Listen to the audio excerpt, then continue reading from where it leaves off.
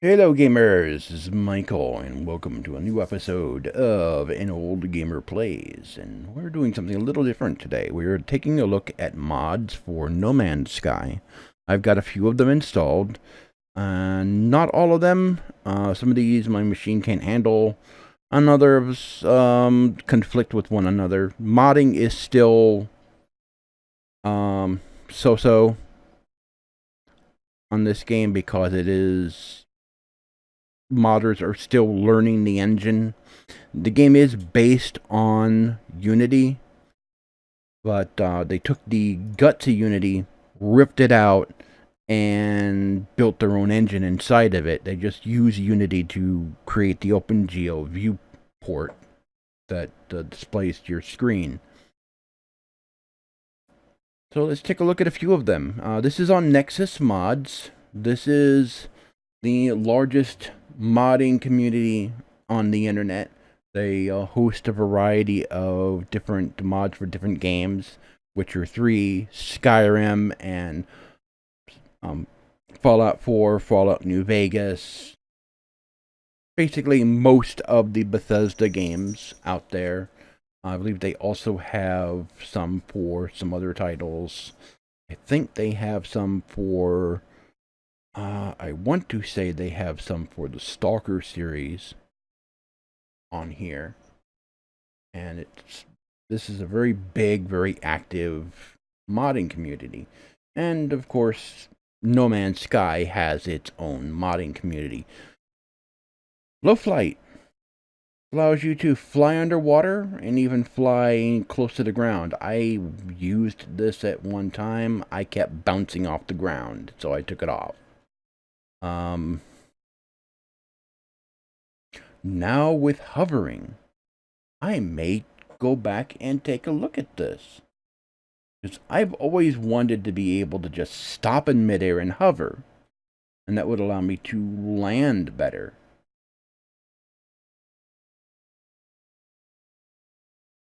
Huh. Okay. I'm definitely going to do this. I'm definitely going to grab this one. Alright, let's continue and see what else there is out here. Most of these other mods are retextures, reshaders. Here is one that reduces the cost to take off. Makes it 0%, makes it 25% of cost, 50% of cost.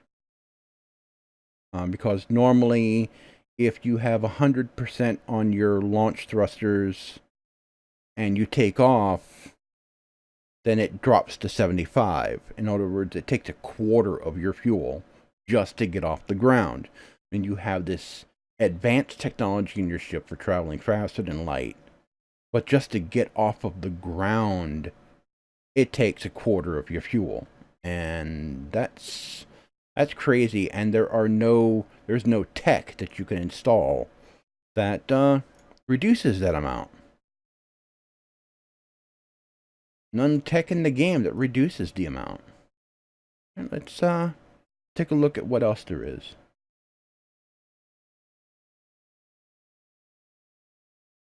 Okay, deep space. I'm using a different version of this. This one alters the warp effect. This one changes the clouds. The default clouds have the Super Mario 64 syndrome, where you can barely see what's in the sky. Well, this one, you can see better. You can see the other planets, and you can see the trade route lines really good. And then when you're in space, it's black. Now, the other one I'm using, I believe it's Immersive Space. It makes space black, but it also leaves in some nebula. So, it's not all completely black. You don't see any. You don't not see any color out there. It leaves some glowing nebula out there to add some, vibrancy to the sky. It does not change the galaxy map view like this one does. And this one also removes like some of the effects like the vignette effect and the depth of field, the scan lines, the chromatic aberration. It removes all that. Okay. These are some of the more popular ones, and there is the reshader. This alters the shaders in the game. I don't have this one installed. I have a mod installed that extends how long you can breathe underwater. That one's a good one. So this is a good site to find mods from. There's another site that has a few mods that this one doesn't have, and it's this one. Now this site can be a little slow. Let's take a look at what's here. This is a slightly modified version of Big Things. I used Big Things before, and it made the trees too big, and I kept slamming into them when I wanted to try and land or fly. This one, it makes them big, but it doesn't make them so big that you start flying into them. This is Big Things half. You can see here it reduces the size so that they're not so massive.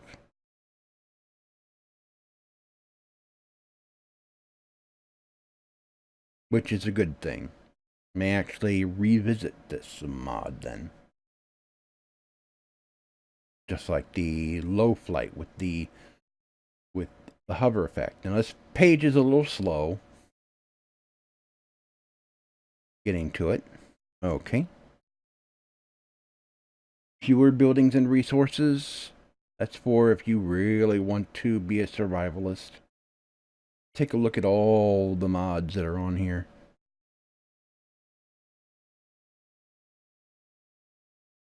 And then there's Who Am I? What is this mod all about?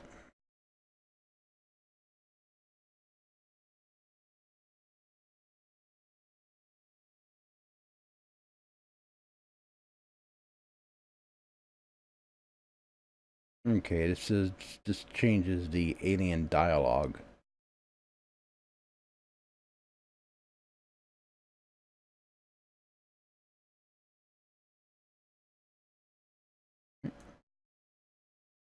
I've also seen mods that will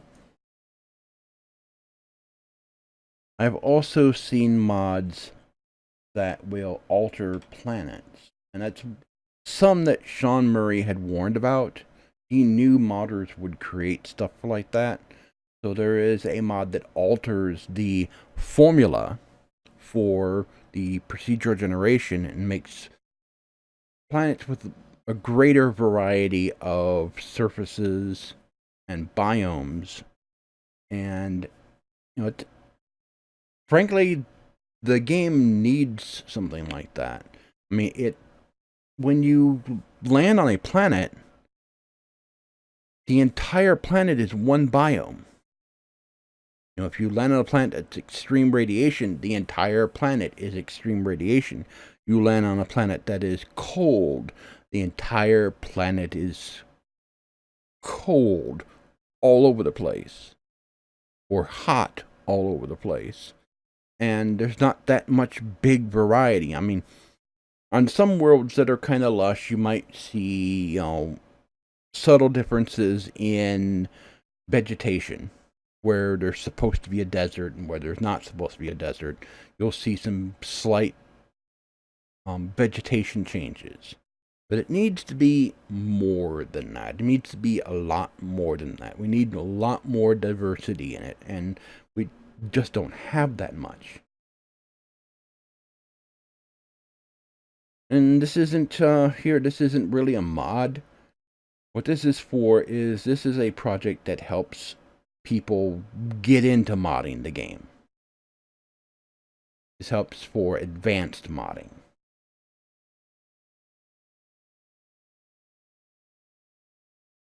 And again, a lot of retextures of everything. changing shaders and such. The modding scene for No Man's Sky is still growing. It's getting better, like in this case here, and it's changing. So let me take you into No Man's Sky and show you what the few of the ones I'm working on look like. A few moments later. And if you play the game, you may notice that some of the colors are a little more pronounced. It's not a reshader. What this is what's called the Instagram filter remover. And it's because there was a filter that had like a brown, muddy look to everything. I guess let's try and make it look like a book cover. This changes the colors and makes them jump out a lot more. And I do have that mod that reduces the amount of fuel it costs to launch. When you're on space stations, it doesn't cost anything to take off, but when you're on the ground, it does. We'll come back to Polo and Nada later. The planet with water. Now my mod for space station. And get around you. Alright.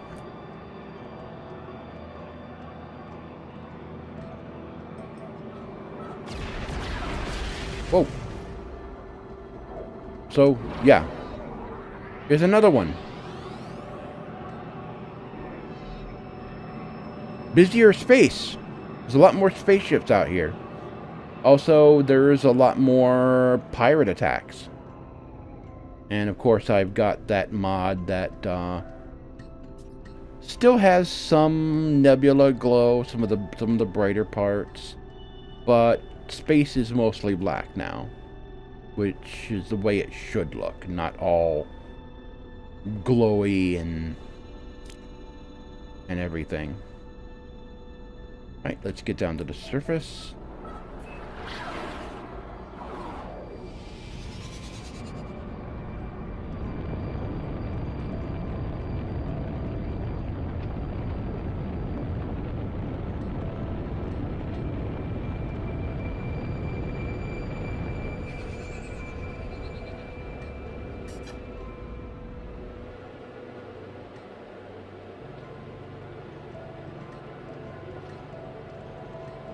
And I have that mod that makes the forest a little denser.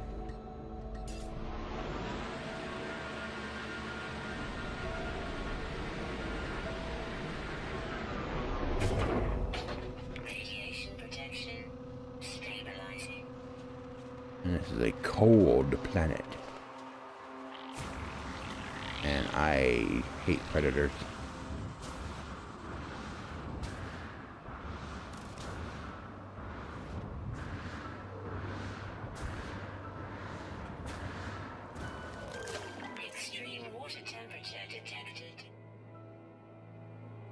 Now, normally, my undersea breathing capability should be a lot better. But again, I think the other mod is interfering. The one that reduces the cost of launching. I don't have too many mods installed.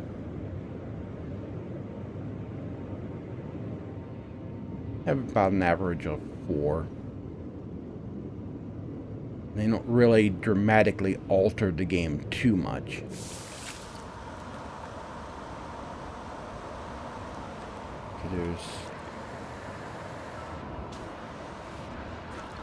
Do have one that alters atmospheric effects, so that when a storm comes up, it looks more like an actual storm. Looks more intense. Is you want, if it's a storm, you want it to look more intense like a storm.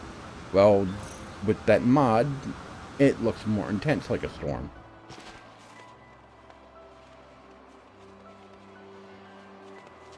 Now, there's a few other mods that I could install, like the low flight, and to get away from the predators.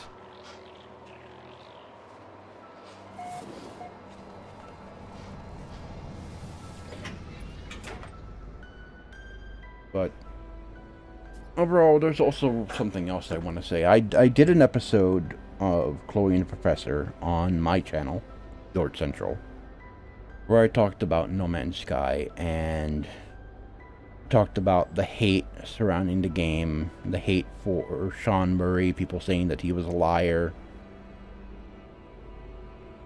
And, I'm not going to go into all of that. I don't think he was deliberately trying to deceive us. I think he bit off more than he could chew. His company was trying to deliver on something that maybe it was a little too much for them, and they needed more time.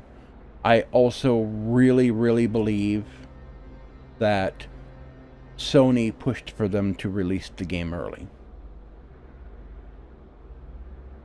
earlier than it should have. And I really do believe that Sony was responsible for the game launching in this current state. And there is evidence that backs this up. Now, prior to No Man's Sky being announced, Sony was working on a game very similar. They were working on EverQuest Next and Landmark through their Sony Online Entertainment brand. They were trying to build a procedurally generated world with destroyable environments where players could go through and mine resources and build buildings and craft things. And it started out, looking really great. They had all these things that they were going to do, and all these other MMO developers were looking at what they were doing and they going, oh crap, this could change the landscape of MMORPGs forever. I mean, even Yoshi P, the head of Final Fantasy XIV, was a little worried about EverQuest Next. He was kind of worried about that game because he knew the potential that game had. And when Landmark launched and the beta I bought into the beta. It was a little expensive, but I bought into it because I wanted to do my part and play it. And it performed really bad. It was a beta, and I realized, the performance was bad. But then, over time, the performance really didn't improve, and they were having lots of problems with it. And I think Sony saw the writing on the wall, and they realized, this isn't really getting anywhere. They're not solving a lot of the problems with this engine, this procedurally generated engine. We dumped a lot of money into this project. We dumped a lot of money into EverQuest Next. Dumped a lot of money into Landmark. And we need a return on our investment, and we're probably not going to get it for a very, very long time. So they put Sony Online Entertainment up for sale and decided to sell off the whole EverQuest line to another company. And of course, that's where Daybreak Game Company came from, because it was bought up by another company. Sony Online Entertainment, had a name change. And then this game was announced at the VGX Awards on Spike. And it uses a lot of the same technology, procedurally generated world, players collect resources. And I think Sony really looked at that and they go, this is what we invested in. These guys were able to crack the code. They were able to figure out the performance issues. Yes, the game has a few performance issues on PC, and it crashes on the PS4. That's more a problem of stuffing a custom engine into Unity than anything else. They really should have used Unreal Engine 4 for this. That would have allowed them much greater flexibility, much more powerful engine. Would have been able to handle what they were trying to do in it. Been a lot more robust than Unity has proven to be, because this game, No Man's Sky, has some of the same quirks that other Unity games have, like City Skylines. It has some of the exact same strange quirks, especially with how it handles, its textures and some texture filtering. But they took a look at it, and they saw the hype growing up around it. Because after the VGX Awards, No Man's Sky was just heaped with praise, and the game was nowhere near ready. When that trailer was made, Sean Murray was sort of pushed into showing it off. And so he threw together a trailer. He used the song Debutante from 65 Days of Static, the British group, and created that trailer. And it was a massive sensation, and it captured everybody's imaginations, and the media went absolutely bonkers. And it just snowballed from there into this massive rolling freight train of mega hype that just built up and built up and built up. Then at E3, it was announced that No Man's Sky would be on the PS4, and I think what happened is that Sean Murray and Hello Games went to Sony for help, because this game's development was fraught with a lot of problems. They lost a lot of data. People don't remember is they lost a lot of data and lost a lot of code because their offices were flooded. Their offices got flooded. There was a big natural disaster where their offices were in England, and the offices were flooded, and they lost a lot of data. A lot of stuff that was going to be in this game at launch was lost. And they were getting pretty close to just canceling the game altogether. They were getting close to canceling the game. So, likely to get funding, they got in bed with Sony. And I think that was the worst possible thing they could have done. Because I think that is why this game launched in the state it's in. I think that's why this game is the way it is right now. Why it's so unfinished. Why it is pre-alpha, why it's alpha and early beta stage right now. Is because Sony pushed them to release early. And the evidence is there that pretty much says, yes, this is what happened. Because if you take a look at Sony's history, what they were trying to do, and then you look at this game, and it parallels that in so many ways. And the fact that, Sony's a large corporation. Hello Games was a small company. They were desperate. They needed help. And Sony saw an easy mark.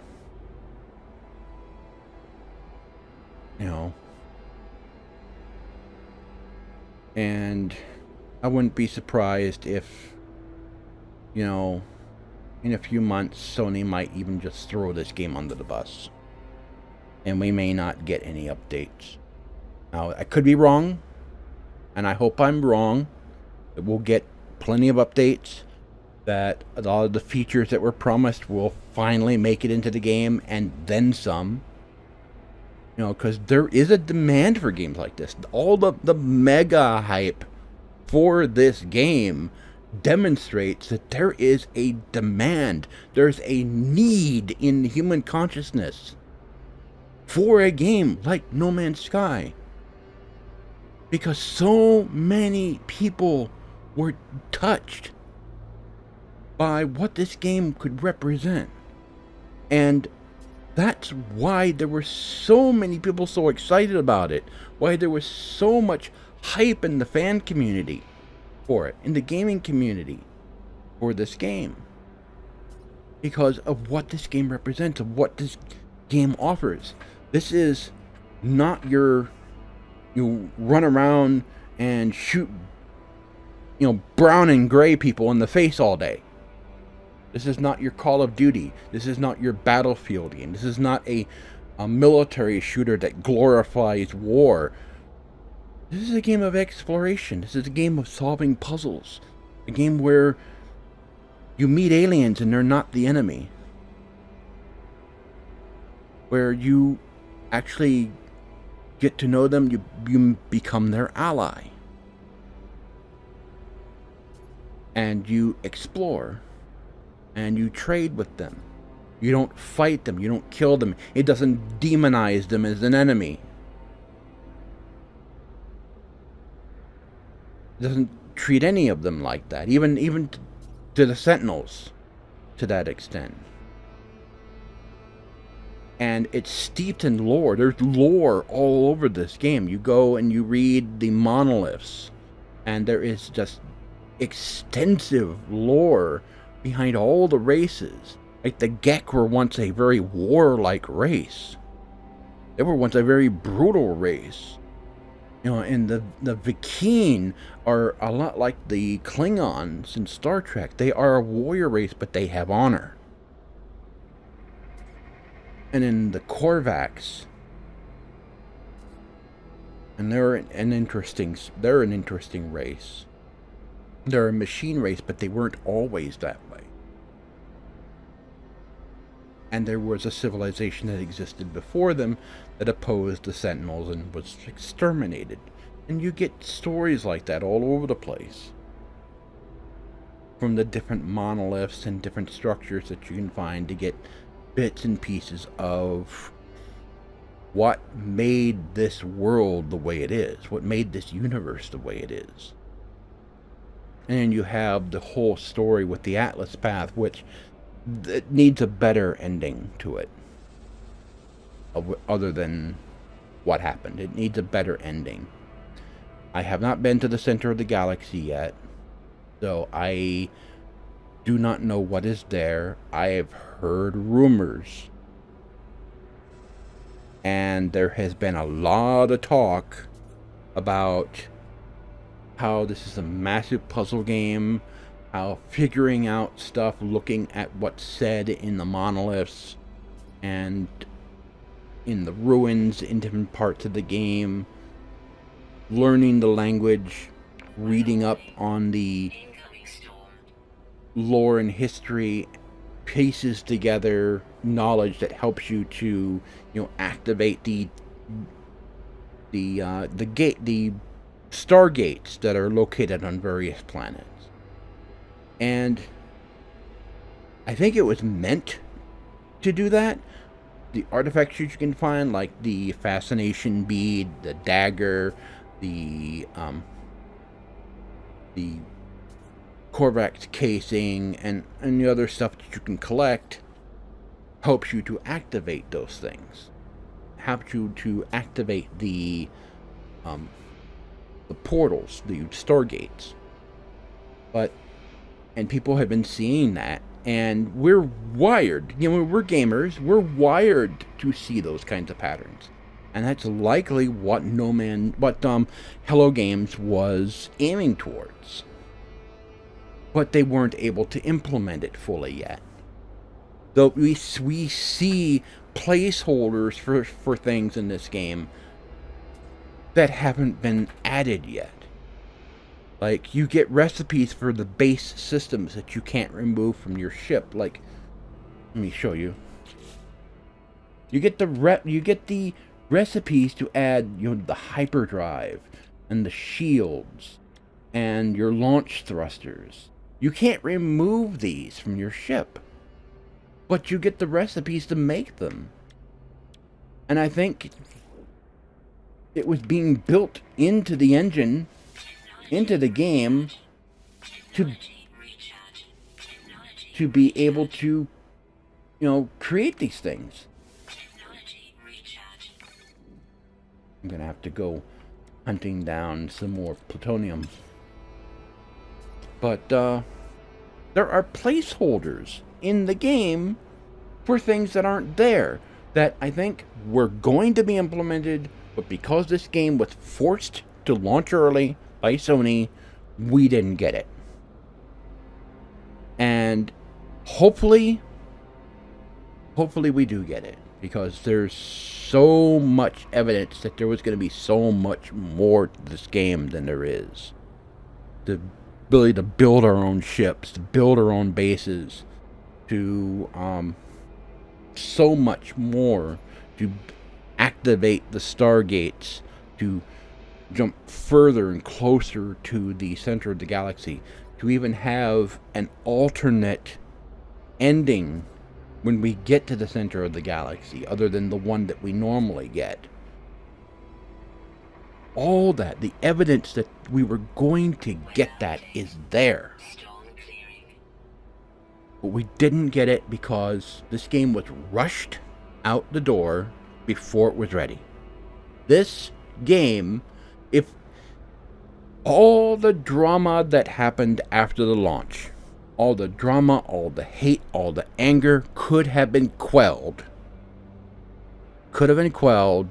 If Sean Murray had just come out and said, this is a public beta. This is early access. That would have fixed everything. Everyone's expectations would have been changed, and you wouldn't have all the hate out there. You wouldn't have all the anger. You wouldn't have all the vitriol, all the screaming from players. You wouldn't have any of that. And all Sean Murray had to do was say, this is a public beta. This isn't a finished game. But he didn't say that. And I know that he promised a lot of things. I don't believe he did it maliciously. I don't think he lied maliciously. I think he honestly wanted to have those things ready by the time the game launched.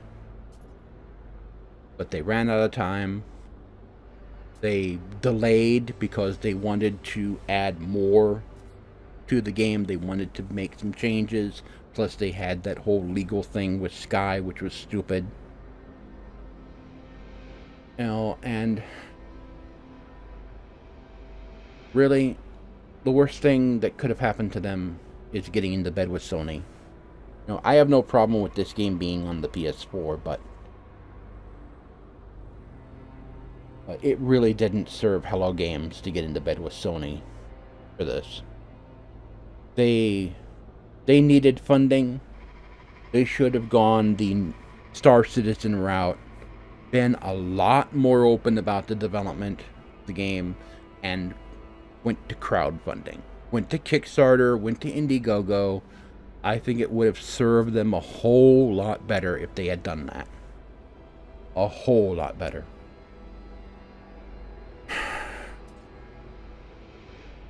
So, I'm still going to play the game. I still like it. It's fun to explore. It's fun to discover new things. And I know that there's going to be updates coming. There's going to be DLC coming. So...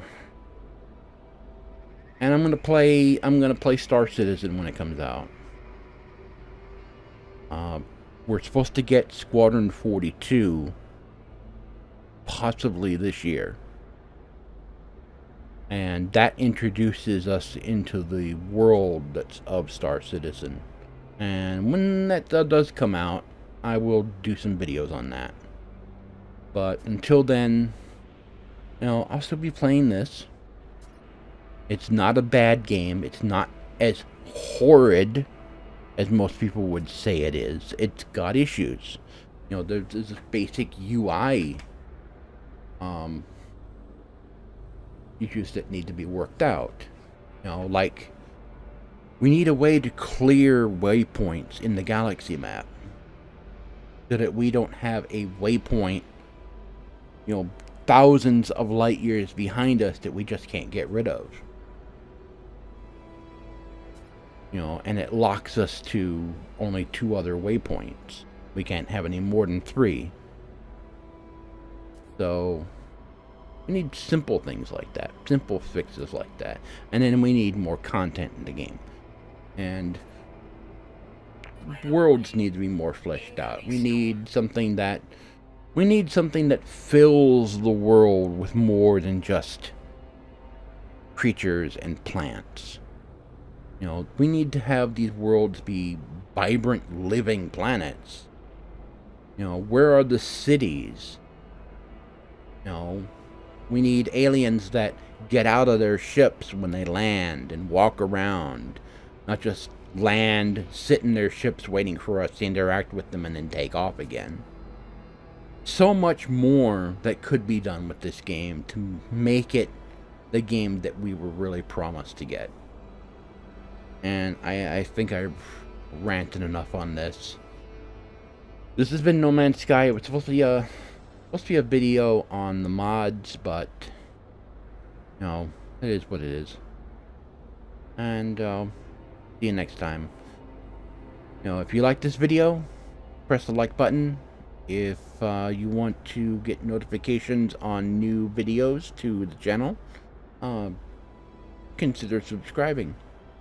We have a community on Google+, the Gamers Bay community. We're one of the larger gaming communities, more successful gaming communities on Google+.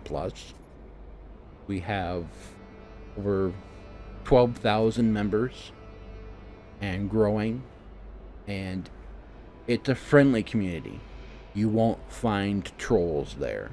You won't get shouted down and screamed at and called names for liking a specific game. So, it's a friendly one, and our moderators are fair. We operate we moderate the community based on rules that we ourselves follow. We have rules of conduct because as moderators, we represent the owner. We represent the community, and our behavior directly reflects that community. And if we misbehave, well, what does that say about the community? Anyway, again, thanks for watching, and I'll see you next time.